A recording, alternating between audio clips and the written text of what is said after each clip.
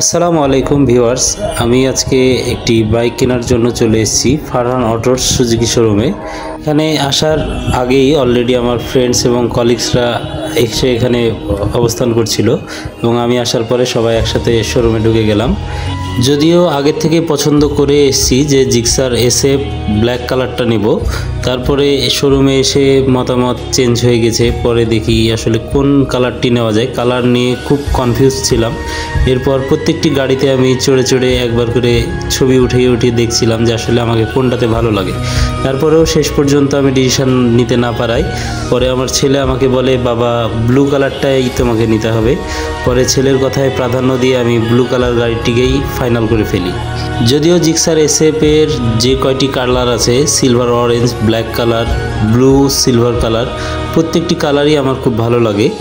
Black colour বাইকটি আমার অনেক পছন্দ ছিল, কিন্তু শুধুমাত্র ধুলাবালির কথা চিন্তা করেই আমি ব্ল্যাক কালার বাইকটিকে আপাতত স্কিপ করি এবং পরে দ্বিধাদ্বন্দ্বে পড়ে যায় আসলে সিলভার অরেঞ্জ কালারটা নিব নাকি সিলভার ব্লু কালারটা নিব। ফাইনালি আমি বাইকের কালার চয়েস করার পরে আমি শোরুমের কর্তৃপক্ষের কাছে চলে যাই এবং এখানে বাইকের বাকি যে প্রসেসগুলো আছে সেগুলো আমি কমপ্লিট করে নিই। শোরুমের ভিতরে যতগুলো বাইক রাখা আছে এগুলো আসলেই খালি চোখে একটি শুধুমাত্র বাইকই দেখা যায়, কিন্তু আমার মতো চোখে যদি দেখেন তো এখানে প্রত্যেকটি ছেলের একটি স্বপ্ন পড়ে আছে। শেষবারের মতো একটু ডিসিশন নিচ্ছিলাম, তো ফাইনালি ডিসিশন ওইটাই রেখেছি, সিলভার ব্লু কালারটা। আসলে কোনো কিছু কিনতে গেলে আমি পছন্দ করে যাই একরকম, কেনার সময় পছন্দটা কেন জানি কিভাবে পরিবর্তন হয়ে যায়। আর এইখানে আমার যে বাকি কলিগস এবং ফ্রেন্ডরা ছিল তারাও আমাকে বলছিল যে আসলে এই কালারটাই খুব ভালো লাগছে, এই কালারটাই নিতে হবে। তো সবার মতামতকে প্রাধান্য দিয়েই, সম্মান রেখেই আমি এই বাইকটি ফাইনাল করে দিয়েছি। এরপর বাইকের পেমেন্ট করার জন্য আমি এখানে কাউন্টারে চলে আসি এবং বাইকের পেমেন্টটা সম্পন্ন করে দিয়েছি। যদিও টাকাটা অনেক কষ্টের টাকা, আসলে প্রতিটি শখ, প্রতিটি ইচ্ছা পূরণ করার পিছনে অনেক ত্যাগ থাকে, অনেক কষ্ট থাকে, অনেক পরিশ্রম থাকে, এগুলো আসলে বলে শেষ করা যাবে না। যাই হোক, এরপর টাকাটা কাউন্টারের ম্যানেজারকে দিতে আমার খুব কষ্ট হচ্ছিল, যদিও কিছু করার নাই। এইভাবে আরও ভালো লাগছিল যে দিন শেষে বাইকটি তো আমিই চালাবো। একটি বাইক কিনলে তার পিছনে আরও অনেক কিছু খরচ থাকে টুকিটাকি, যেমন বাম্পার এবং সাডি গার্ড, তারপরে অন্যান্য আরও কিছু অ্যাক্সেসরিজ আছে। যাই হোক, এখানে শেষ করার পরে আমার গাড়িটি ফাইনালি এখানে চলে এসছে এবং আমার সেই অ্যাক্সেসরিজগুলো এখানে সেট আপ দেওয়া হচ্ছিল এবং অন্যান্য যে যন্ত্রাংশগুলো আছে সেগুলো তারা ভালোভাবে চেক করছিল, টায়ারের প্রেশার এবং অন্যান্য যেই বিষয়গুলো আছে সব কিছু চেক দেওয়ার পরে আমাকে তারা বাইকটি বুঝিয়ে দিবে। আসলে নিজের টাকায় স্বপ্ন পূরণ করা বিষয়টি আসলে খুব অন্যরকম এবং যারা আসলে নিজের টাকায় স্বপ্ন পূরণ করে তারাই জানে যে একটি স্বপ্ন বা ইচ্ছে পূরণের পিছনে কত শ্রম এবং কত কষ্ট লুকিয়ে থাকে।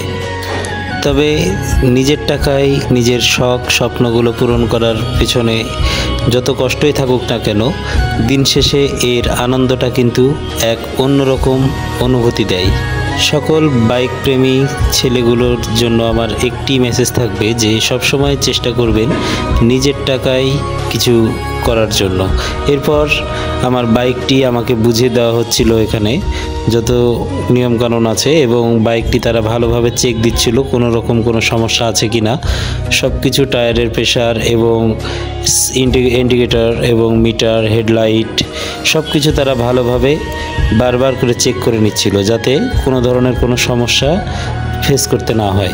ব্রেকিং পিরিয়ডের যে বিষয়গুলো, নিয়মকানুনগুলো আছে সেগুলো তারা আমাকে বলে এবং শিখিয়ে দেয় এবং বাইক কিভাবে মেনটেনেন্স করলে ভালোভাবে চলবে, বাইকের কোনো সমস্যা হবে কি না, কীভাবে চালাতে হবে, কিভাবে ব্রেকিং পিরিয়ডটা আমাকে মেনটেন করে চলতে হবে সেগুলো সম্পর্কেও আমাকে তারা বলে। এবং ফাইনালি চেক দেওয়া শেষে এখানে আমি আমার ডকুমেন্টসগুলো আবারও চেক করে নিচ্ছিলাম এবং এই পেপারসগুলোতে আমি সাইন করে দিই। সকল রুলসগুলো কমপ্লিট করার পর আমাকে ফাইনালি আমার বাইকটা আমাকে বুঝিয়ে দেওয়া হয় এবং বাইকের যে পেপারসগুলো আছে সব কিছু আমাকে তারা বুঝিয়ে দেয়। স্পেশালি আমি থ্যাঙ্কস দিতে চাই ফারহান অটোসের মিরাজ ভাইকে। সকল প্রক্রিয়া শেষ করার পর আমি শোরুম থেকে বাইকটি বের করে সরাসরি আমার বাসার উদ্দেশ্যে রওনা হয়ে গেলাম। যদিও আমি একটু অসুস্থ, একটু ঠান্ডা লেগে গিয়েছে, যার কারণে আমি সেভাবে ভয়েস দিতে পারিনি। তো সবাই আমার জন্য দোয়া করবেন এবং আল্লাহ যেন আমাকে বিপদ আপদ বালা মুসিবত থেকে হেফাজত করে, সেই জন্য সকলের কাছে আমি দোয়া প্রার্থী। তো ভিউয়ার্স, আজকের ভিডিও এই পর্যন্তই। সবাই ভালো থাকবেন, সুস্থ থাকবেন। আসসালামু আলাইকুম।